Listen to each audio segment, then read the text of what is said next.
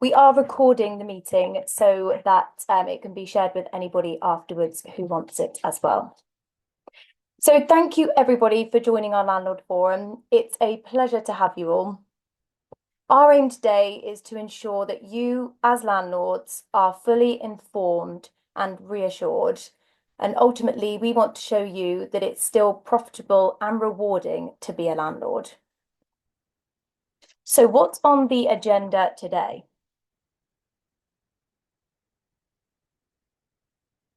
So I'm going to be going through why we believe that your investment will pay off. Then I'm going to be handing over to Anna Hill, our head of property management, who's going to talk us through why we feel it's vitally important for you as a landlord to be using an agent to manage your property or properties. And then hot topic, Anna's going to be also talking us through the Renters Reform Bill and any upcoming changes that we foresee happening and what they might mean for you as a landlord. Then we're going to have an important mortgage update from Ryan Facey at First Extra. We partner with First Extra, who are financial advisors in Newbury. And then on to Lucy Beasley, our head of lettings, to discuss our rent and legal protection and why that is imperative for you as a landlord, especially at the moment and with the upcoming changes. We'll then summarise and then go to question time. So lots of you have been kind enough to share your questions that we're going to answer. We're going to be covering topics such as tax, the budget yesterday, a bit more on the Renters Reform Bill, tenants not paying their rent, tenants with bad credit, and also rent cap increases. So that's all to come. First of all, though, we believe that your investment as a landlord will pay off. If you can stay in the game and keep hold of your investment properties as a landlord, then we believe that your investment will pay off because we don't see tenant demand falling. Tenant demand is really, really high at the moment, and we don't see that changing. And we also don't really see the supply of rental property changing. That is currently low, and we believe it will remain low. And ultimately, what that's going to do is keep rents high.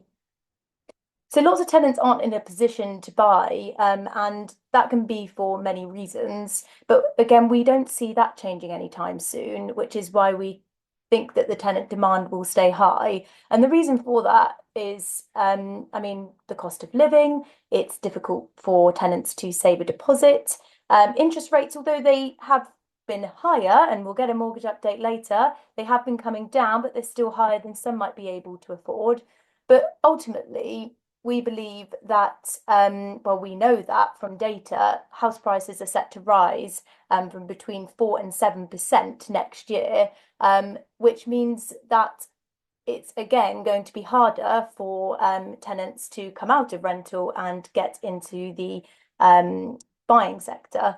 But the fact that we are going to see, or we're predicted to see, house price increases next year is another reason to be keeping hold of your investments. So with this high demand and such a wide selection of tenants, it seems like a great thing, and it is a great thing for you as landlords to have such a selection. But it does mean that there's an increasingly challenging market for us in terms of actually filtering through those tenants to find the best one for you and the best one who's going to look after your property and pay your rent on time. So what we do and what all agents should be doing is ensure that you're building strong relationships with your tenants and use solid, as bulletproof as possible references to mean that you get the right person in there from the outset. That means that your property will be looked after, your rent is more likely to be paid on time, and ultimately you're going to have a much better and happier relationship with your tenant, making you happier as a landlord. Agents should be very closely managing properties, regular inspections, dealing with issues straight away so that they don't amount to more than they should be. And that's to ensure that we're maximising the value of your asset. For us and for agents, it should be about maximising yield and capital growth of your properties to make it financially rewarding for you. But we know how important it is for landlords to also make it socially rewarding. We want to make sure ultimately that you feel good about being a landlord. So now I'm going to hand over to Anna Hill, our head of property management, to talk us through why it's so important to use an agent, specifically relating to compliance and legislation, and then moving on to the hot topic of the Renters Reform Bill.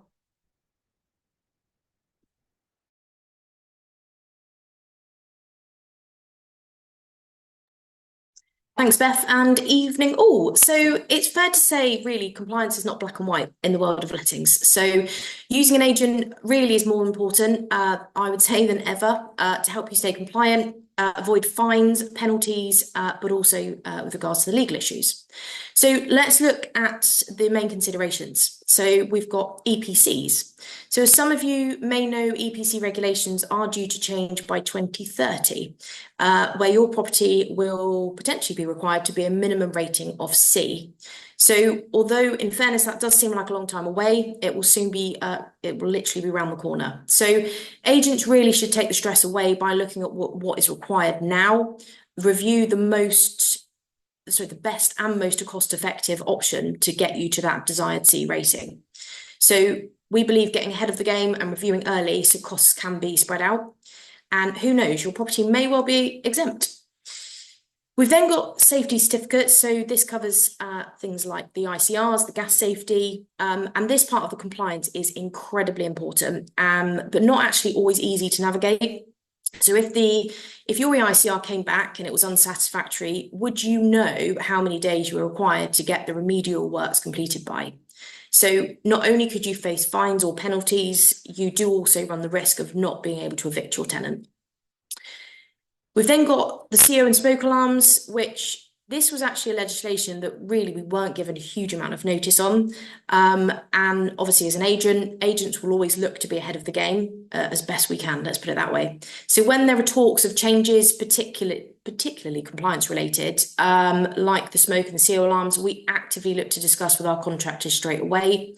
Agreeing set prices and obviously working on a plan to make sure that actually landlords are going to meet the new regulations that are due to come in. We've then got right to rent legislation, which some landlords may think that actually this is quite simple because it's just to do with the commencement of tenancy. But the reality is a little bit different to that. So reviewing the right to rent is really important. If a tenant doesn't have a definite right to remain, then actually an agent should jump into action at the right point for you. Then we've got deposit registration, which, let's face it, all landlords want the maximum 5-week deposit from a tenant to protect the property for damages. But by not correctly registering the deposit with an approved government scheme, that can actually have consequences for, again, evicting the tenant. But it could also see you having to reimburse the tenant 3 times the deposit amount. So if we were to say the average rent is about £1,200 for our area roughly, this could mean a reimbursement for you of over £4,000. And no landlord wants to see that.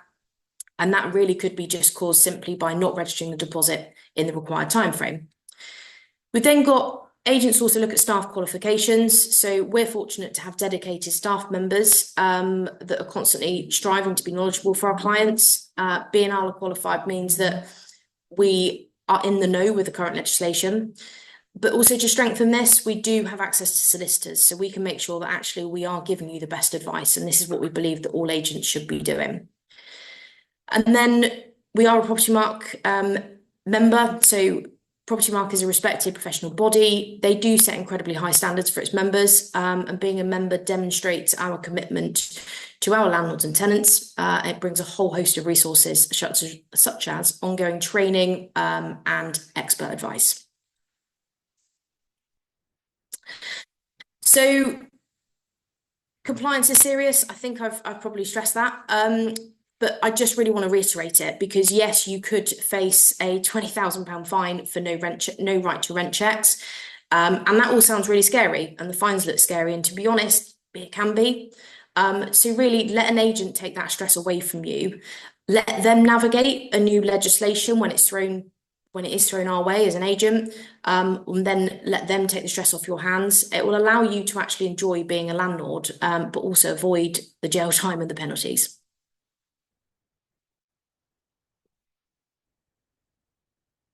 So, renters reform bill. So this, as I think Beth said, a hot topic that I've got no doubt most, if not all of us, are probably aware of. So what we do know is what is likely to be included.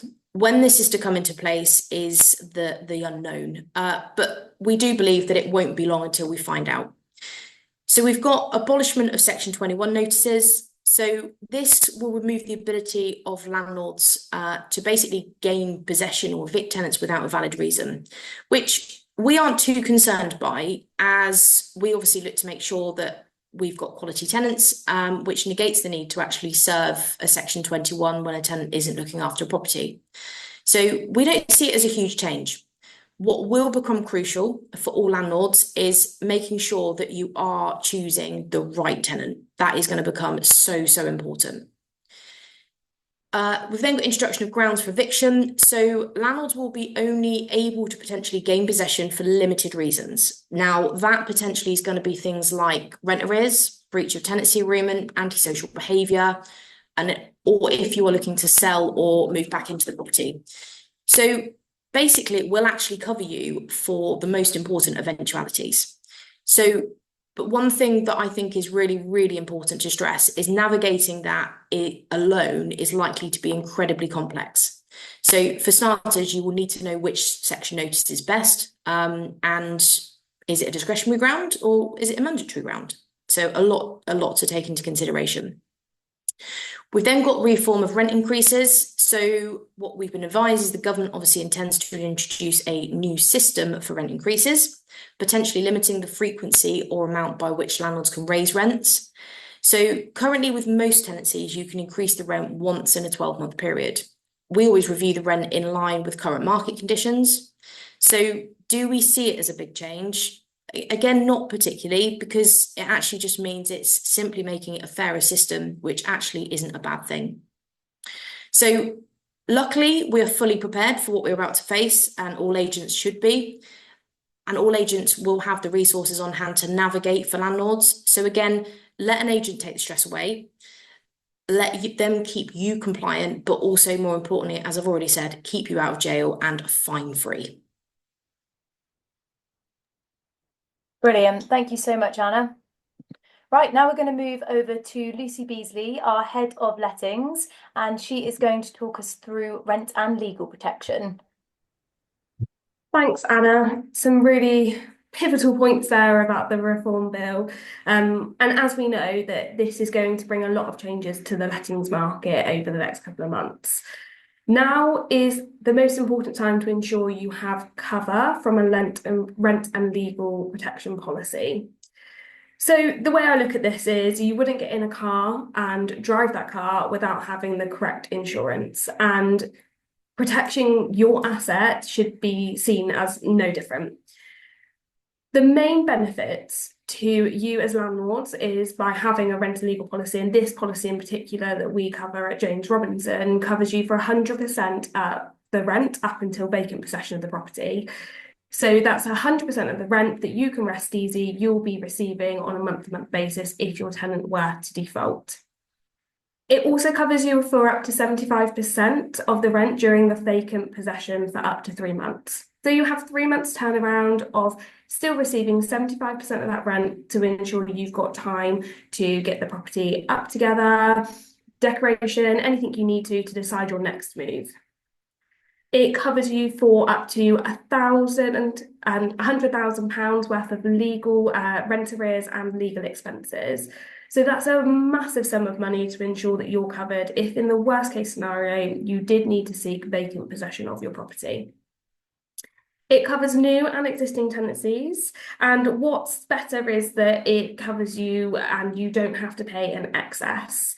It's hassle-free, all dealt with in-house as well, so it leaves you as a landlord just feeling at ease, knowing that it's all working in the background whilst you enjoy your lives and what you need to do. We've done a little bit of research and we found the average rent for our region. So our region's average rent is around about £1,300 per month. The average eviction process, so process to gain vacant possession of your property, on average is around about 11 months. So if we calculate that, that could see you with a total loss of nearly over £16,000. That is a lot of money to be at a loss at, especially, you know, as a landlord, you've got other things you need to cover when it comes to life itself. So our advice is don't risk being unprotected. Ensure that you have your most valuable asset covered and you have your rent coming in. Thanks, Lucy. So, so important in these times. Okay, now for our mortgage update from Ryan at First Extra. Yeah, thank you, Beth. Good evening, everyone. My main objective of my part of this is just to give you a brief update on what's been going on with mortgages, specifically in and around sort of buy-to-let mortgages. As you may know, mortgage rates have been reducing consistently over the last few weeks and months, and they've improved dramatically from where they were 2 years ago, and certainly following on from the mini budget that was put in place. Despite the perception of mortgage rates, there are still plenty of options available, and the lowest interest rate actually on the market, based on a 25% deposit or equity, is 3.74%. Now, actually, as of the time of writing or doing this presentation, that's actually dropped further and is currently sat at 3.69%, which shows that they are looking to provide competitive products for buy-to-let borrowers. And I think most importantly, there's a flexibility of the product choice, because there are some really low rates and there are some higher ones, but those higher ones typically would come without fees, and the lower ones may include some fees, but you're able to make a decision about what's more important to you to give you the best opportunity of getting the best product available, and most importantly, putting money in your pockets month by month. And that leads nicely on to the sort of the affordability calculation that's in place at the moment. Those of you that have experienced buy-to-let mortgages may know that with most lenders, they are looking at the rent that you achieve, and then there's a stress test which is based on the interest rate that you're able to achieve. Now, lenders have been forward thinking in the sense of that by reducing those interest rates, it's giving borrowers more opportunity to now achieve the levels of borrowing that they need to, whereas perhaps 18 months ago, two years ago, sort of anywhere in between, it was very, very difficult to achieve that level of borrowing. So I feel comfortable in saying that we're at a place now whereby in most cases, the rents in our area do allow us to achieve up to that 75% loan to value that you may want to borrow. And, it's a very, very straightforward calculation, and it's something that we can work out really quickly and really efficiently for you if it's something that you're considering. Another huge topic in the mortgage market, and also in the tax topic, which we'll come on to a later point in this discussion, is whether you own a property in personal name or whether you set up a limited company to own that property. There are, of course, pros and cons of both, and it's different for each individual, but the choice that is there gives us, again, more flexibility. And I think that's the key word in a lot of this, is that there is a lot of flexibility, whether that be ownership, whether that be mortgage products, to give you as landlords as much opportunity as possible to be profitable with your investments. And I think the ability to be able to own via a limited company creates huge amounts of benefits. For example, less tax potentially, expenses. There's the potential of putting more expenses through than you might be able to do in personal name. Even looking at things such as sort of inheritance planning and things like that. So it's something you need to get professional advice around. And as a mortgage advisor, we're able to give you sort of generic advice and some pointers. But, it does create a lot more opportunity to, again, put more money in your pocket, being more tax efficient, and also looking at planning ahead as well.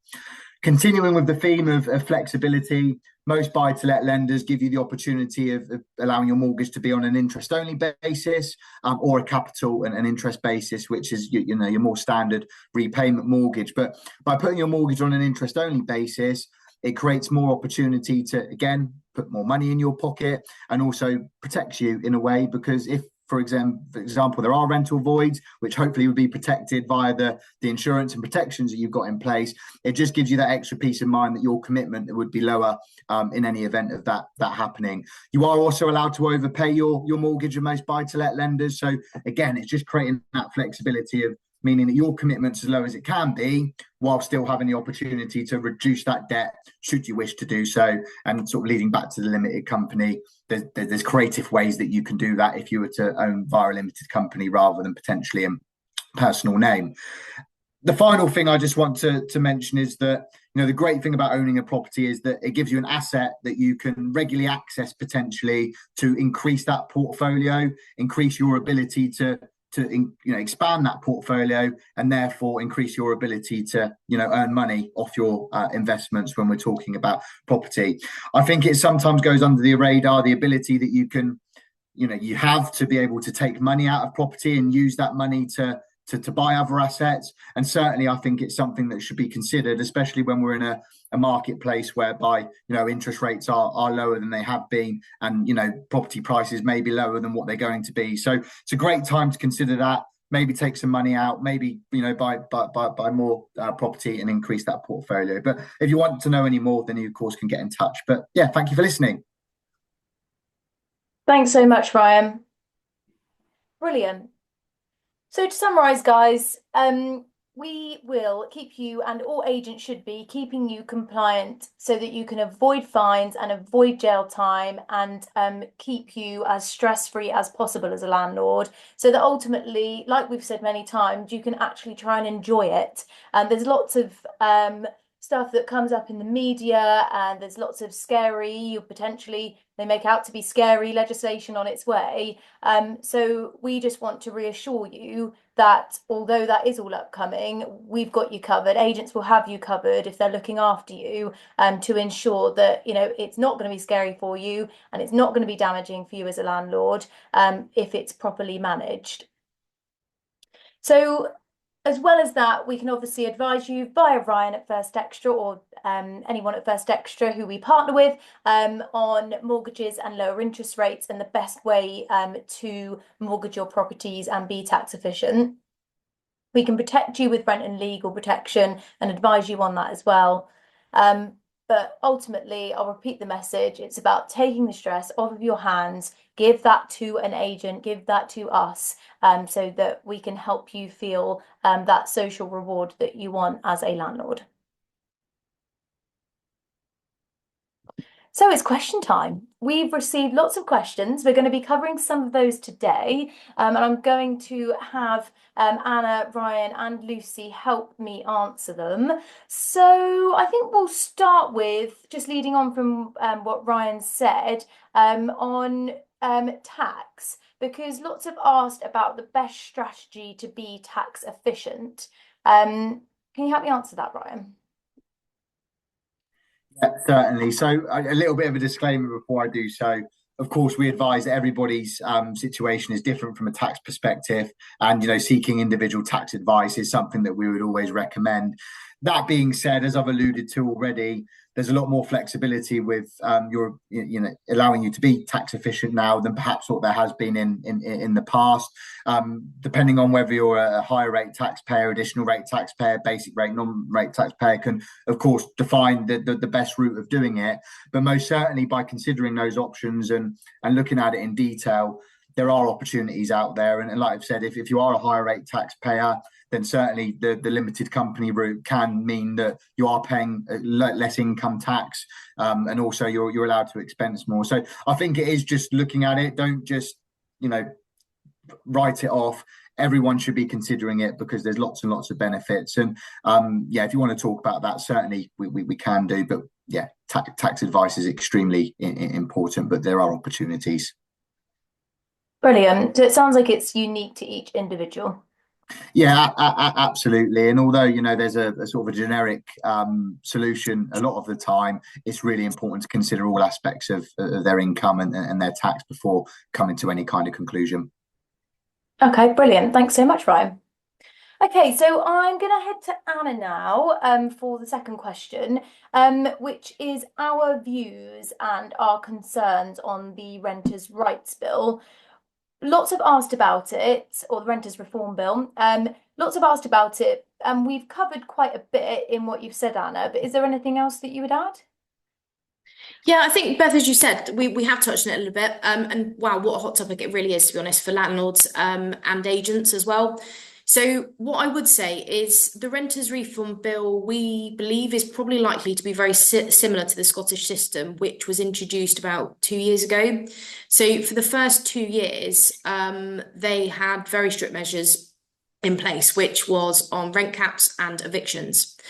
But 6 months ago, they relaxed the rent caps and evictions because they basically realised that it simply wasn't working. So that actually reinvigorated the lettings market. So with that being sort of tried and tested, we believe that that will be taken into consideration. And we hope and maybe we might not see such harsh restrictions in place. Yeah, because it's very likely to be modelled on something that's tried and tested. And if the relaxed measures have been better for Scotland, then it's likely that Westminster will consider that as being right for us. Absolutely, and hopefully so. Yeah. Okay, brilliant. I'll keep you there, Anna. There's another question that you can help with. A couple of people have asked about how it's best to regain vacant possession if your tenant is in arrears. Okay, so Big the truth, question.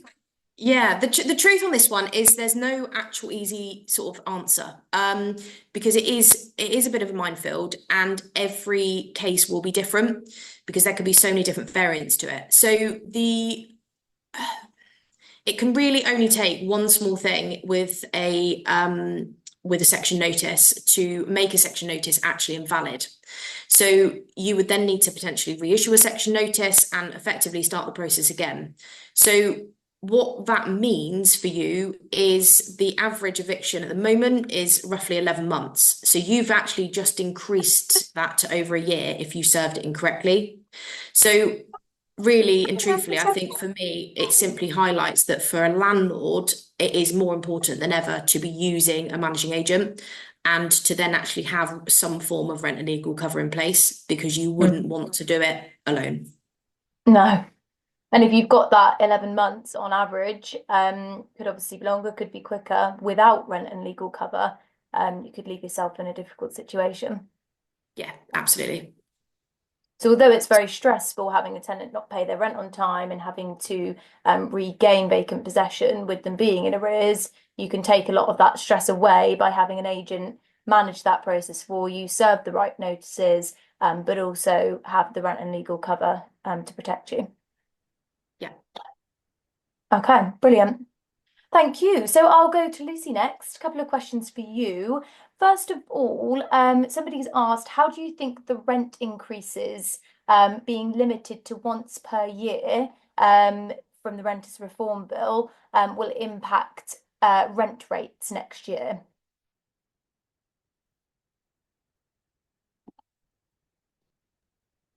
Oh, good question. It's Anna touched on this earlier, actually, when she spoke in her section, that actually we don't really foresee it changing anything from what we're doing at the moment, realistically. The majority of landlords are renewing their contracts at the 12-month period anyway, and at that point is when generally you and your agent should reassess the market value of your property. You're only going to normally increase the rent in line with the market value anyway to ensure it's fair. So if the market continues doing what it's doing at the moment and keeping steady, good returns on investments, I can't see that changing moving forward. So what you're saying is that we pretty much review rents on a 12-month period anyway, and it's unlikely you would do it more frequently like that, even at the moment, before there's any sort of limitation. Yeah, exactly. It's really unlikely that you would increase the rent, more than once within a yearly period. So it's not really going to change anything from what we're doing already. Yeah, makes sense. Okay, thank you. And then while you're there, Lucy, another question is, what's the best way to deal with tenants who have bad credit? Oh, okay. So I think this just reiterates the point of ensuring you have very strict and robust referencing in place before proceeding to sign a tenancy agreement and move a tenant into the property. It's really, really important that we go back to the first point of what Beth said at the start of the whole of the presenter and talking today, that if we don't have you don't have the right person moving into your property, it's only going to cause you more hassle and issues further down the line. So if there's any doubt at all that you feel that the tenant couldn't afford the rent or doesn't have the best credit, I would be questioning whether you think they're the best person to move into your property at all. Yeah. So getting it right from the outset is key, and it's just reinforcing that finding the best and right tenant is more important than ever. So solid, robust references is key. Absolutely, yeah. Perfect. Okay. Lastly, a bit about yesterday's budget. So a few have asked how the budget might affect things moving forward for landlords. Our response to that is we don't see anything changing for you if you're keeping things the same as a landlord, keeping your portfolio as it is. There's nothing that's really going to affect you. If you're looking to increase your portfolio, of course, the main consideration in the short term is going to be the extra 2% of stamp duty that you're going to have to pay. So if you take a short-term view, yes, it's going to cost you more. But if we go back to what I said at the beginning, which is that based on lots of data and what lots of experts are saying, house prices are set to rise next year between 4 and 7%. So let's take 5%, go towards the lower end of that range that's been predicted. If you were to purchase an additional property and pay that additional 2%, so making it 5% extra on the stamp duty, and let's say you complete on that purchase on the 1st of January, we've calculated that it would only take until the 26th of May, based on the increases we're going to see in property prices. So by the 26th of May, you'll have earned back that extra 2% that you're paying on top of what you would have been paying, say, last year or this year. So what that means is if you take what we would advise you take is the medium to long-term view, in that actually, yes, there's going to be a short-term change for you there, but medium to long term, with the market set to do what is predicted, it's not really going to change anything for you there either, even if you're looking to increase your portfolio. So coming back to what we said at the beginning, for us, we strongly believe your investment will pay off if you can stay in the game, and if you can keep hold of your investments and even invest more if it's right for you at this time. Okay, so that's all on the questions. So we just all want to thank you so much for your time and for joining us for our Landlord Forum. Of course, there may be questions that you have that have arisen from this, and we will welcome any questions from you by getting in touch with us. Contact details are there, but obviously can be found on our website. So please get in touch at any time if you'd like to discuss any element of the presentation or anything else with us.